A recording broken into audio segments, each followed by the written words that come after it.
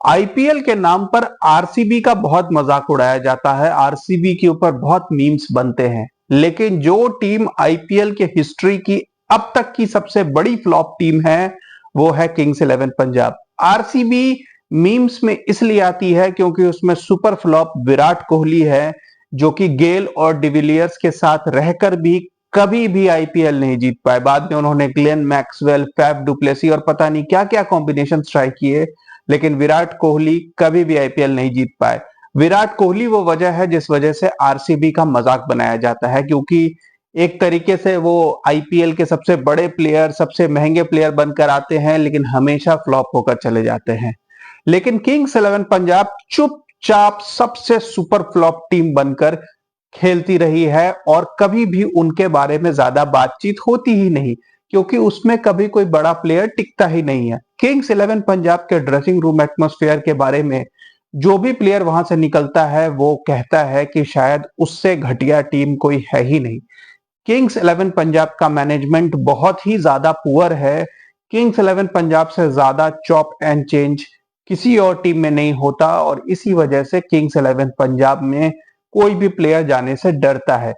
और अब इसी चीज का मजा लेते हुए ऋषभ पंत ने एक इंटरव्यू के दौरान मजाक बनाया है किंग्स इलेवन पंजाब का।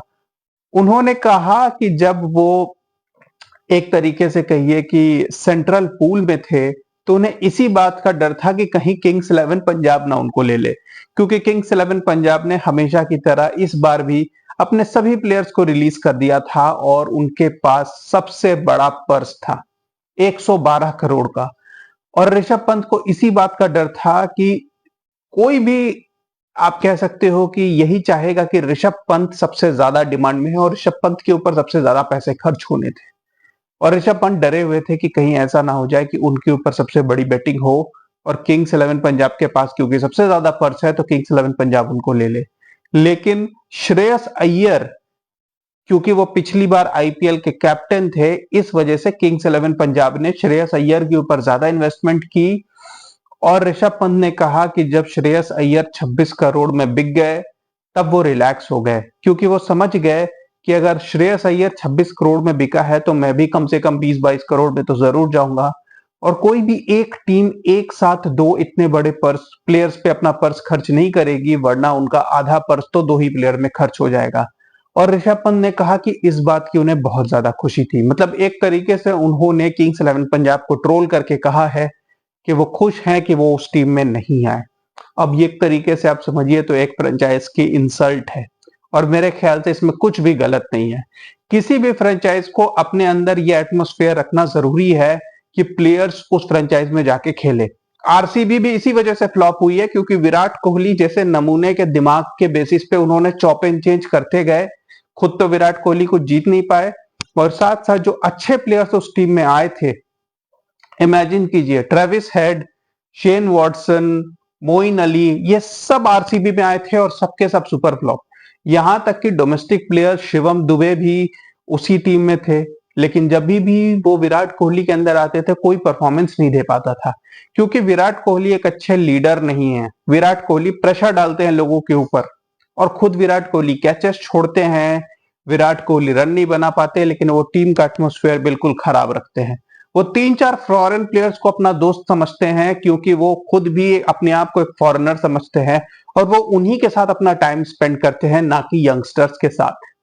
तो आरसीबी में तो ये बात हो गई, लेकिन किंग्स इलेवन पंजाब में तो कोई एक ऐसा प्लेयर भी नहीं है जिसको उन्होंने अपना, आप कह सकते हो, कोर में मेंटेन करके रखा हो। जितने भी प्लेयर वहां आते हैं सबके सब रिलीज हो जाते हैं, कैप्टन, कोच, हर कोई चेंज हो जाता है। इस बार एलएसजी ने ऋषभ पंत पे इन्वेस्ट किया है और उन्हीं को कैप्टन बनाने के लिए यह सेरेमनी रखी गई थी जहां पर यह इंटरव्यू हुआ। ऋषभ पंत को गोयनका साहब ने कैप्टन अनाउंस किया और केएल राहुल, जो किंग्स इलेवन पंजाब, जो लखनऊ सुपर जायंट्स के रादर कैप्टन थे, वो अब दिल्ली के कैप्टन हो गए। मतलब एक तरीके से केएल राहुल और ऋषभ पंत का डायरेक्ट स्वैपिंग हुई है रोल्स की। लेकिन ऋषभ पंत ने कहा कि वो बहुत खुश हैं कि उनके बहुत बढ़िया दोस्त निकलस पूरन भी इस टीम में है। उन्होंने कहा कि निकलस पूरन और उनके बीच जबरदस्त दोस्ती हो गई थी जब ये दोनों दिल्ली कैपिटल्स के लिए एक साथ खेलते थे और उस दौरान निकलस पूरन ने इनसे जब ऋषभ पंत का एक्सीडेंट भी हुआ तो Nicholas Pooran regularly Rishabh Pant से टच में रहते थे, उनकी हालचाल लेते थे, और तब ऋषभ पंत को रियलाइज हुआ कि शायद निकोलस पूरन के साथ उनका जो बॉन्ड है वो क्रिकेट से बियॉन्ड जा चुका है, क्योंकि उस टाइम ऋषभ पंत के रिटर्न को लेके एक अनसर्टेनिटी थी। लेकिन Nicholas Pooran regularly Rishabh Pant का हालचाल लेते रहते थे और ऋषभ पंत को ये बात बहुत पसंद आई। तो ऋषभ पंत का कहना है कि निकोलस पूरन उनके बहुत अच्छे दोस्त हैं और वो बहुत खुश हैं कि ये दोनों फिर से ड्रेसिंग रूम शेयर करेंगे। और इमेजिन कीजिए, पंत और पूरन के साथ मिडिल ऑर्डर में जो तीसरे प्लेयर होंगे एलएसजी में, वो होंगे किलर मिलर। मतलब नंबर 4, 5, 6, शायद इससे बेहतरीन 4, 5, 6 पूरी आईपीएल की इस बार की जो फ्रेंचाइजेस हैं उसमें कहीं नहीं है। हाँ, किसी का टॉप ऑर्डर मजबूत है तो कहीं पर कुछ और बॉलिंग आप कह सकते हो मजबूत है, लेकिन मेरे ख्याल से मिडिल ऑर्डर एलएसजी का बेस्ट है। लेकिन ऋषभ पंत ने यहाँ एक और बात कही। ऋषभ पंत ने कहा कि अभी वो डिसाइड करेंगे कि उनके लिए कौन सा रोल सही है, ओपनर या मिडिल ऑर्डर। अब ये बात करके उन्होंने एक डिलेमा क्रिएट कर दिया है, क्योंकि ऋषभ पंत खुद को एज एन ओपनर भी देख रहे हैं, और यह बात हो सकता है कि एलएसजी के मैनेजमेंट ने उनके साथ की हो सकता है कि ऋषभ पंत आपको इस आईपीएल में ओपनिंग करते नजर आए। वैसे आपको यह बता दूं कि T20 वर्ल्ड कप में भी पूरे world cup Rishabh Pant number 3 पे खेले थे। मतलब, और विराट कोहली जिस तरीके से पूरी वर्ल्ड कप में फ्लॉप हुए थे, तो Rishabh Pant kind of opener ही थे। तो ऋषभ पंत को एक तरीके से न्यू बॉल फेस करने का एक्सपीरियंस है, लेकिन मेरे ख्याल से ओपनिंग आना ऋषभ पंत के लिए सही नहीं होगा। वो अगर नंबर 3 पर आए, निकोलस पूरन 4 पर और मिलर 5 पर, तो एक परफेक्ट आप कह सकते हो कि उनके लिए एक मिडिल ऑर्डर रेडी हो जाएगा। ऋषभ पंत ओपनिंग में जाकर मेरे ख्याल से वेस्ट करेंगे अपॉर्चुनिटी। मेरे ख्याल से वो स्पिनर्स को बेहतरीन खेलते हैं, और ओपनिंग आएंगे तो मे बी वो पावर प्ले में अपना विकेट ना फेंक दे, क्योंकि वो काफी ओडेशियस शॉट्स खेलते हैं। लेकिन आईपीएल में ऑफ कोर्स आपको पता है कि जितने भी प्लेयर्स हैं हमारे, वो आईपीएल में अपना बेस्ट देते हैं, क्योंकि पैसे सबसे ज्यादा वहीं मिलते हैं। और पैसों को लेकर जो डेडिकेशन आती है यार, वो अपनी नेशनल टीम के लिए कहाँ आती है प्लेयर्स में।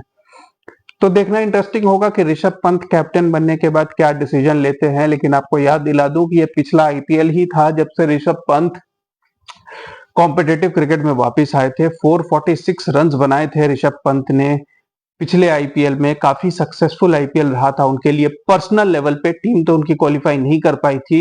वहीं निकोलस पूरन ने 499 रन्स बनाए थे 162 के स्ट्राइक रेट से। डेविड मिलर का पिछला वर्ल्ड आईपीएल कोई खास नहीं रहा था, लेकिन उन्होंने 150 की स्ट्राइक रेट से बैटिंग की थी। कुछ 220-30 रन ही बनाए थे गुजरात टाइटंस के लिए। लेकिन मेरे ख्याल से गुजरात टाइटंस उनको काफी वेस्ट करता था, क्योंकि शुभमन गिल खुद भी एक जोकर कैप्टन है।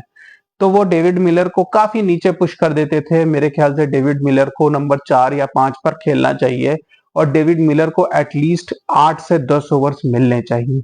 अब देखते हैं ऋषभ पंत अपनी कैप्टेंसी में क्या चेंजेस लाते हैं। उन्होंने कहा कि हमारी टीम तबाही है, और इसमें कोई डाउट नहीं है कि ऋषभ पंत, निकोलस पूरन और डेविड मिलर अगर एक साथ बैटिंग एक टीम में हो तो वो टीम डेफिनेटली तबाही है। Keep watching guys, thank you.